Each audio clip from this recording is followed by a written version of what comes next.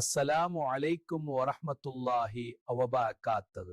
என் அன்பு சகோதரர்களே, சகோதரிகளே, உலக முஸ்லிம்களே, பாலஸ்தீனை மறந்துவிட விடாதீர்கள்.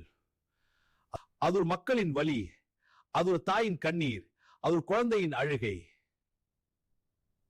அல்லாஹ் குர்ஆனில் கூறுகிறான், இன்னமல் முஃமினூன இக்வா, நிச்சயமாக நம்பிக்கையாளர்கள் ஒரே உம்மா. ஒரு பகுதி வலித்தால் மற்ற பகுதி அமைதியாக இருக்க முடியாது. அல்லாஹ் மேலும் கூறுகிறான், உங்களுக்கு என்ன ஆயிற்று? ஒடுக்கப்பட்ட ஆண்கள், பெண்கள் மற்றும் குழந்தைகளுக்காக நீங்கள் போராடாமல் இருக்கிறீர்கள். இந்த வசனம் நம்மை வன்முறைக்கு அழைக்கவில்லை, ஆனால் ஒடுக்கப்பட்டவர்களுக்காக குரல் கொடுக்க நம்மை நினைவூட்டுகிறது. நபி ஸல்லல்லாஹு அலைஹி வஸல்லம் அவர்கள் கூறினார்கள், ஆம்ப ஒரே உடம்பை போன்றவர்கள். ஒரு அங்கம் வலித்தால் முழுவதும் வலிக்கும். பாலஸ்தீனில் வலி இருந்தால் அது நம் இதயத்தில் உணரப்பட வேண்டும். இன்று சில அரபு நாடுகள் அரசியல் காரணங்களால் மௌனமாக இருக்கலாம்.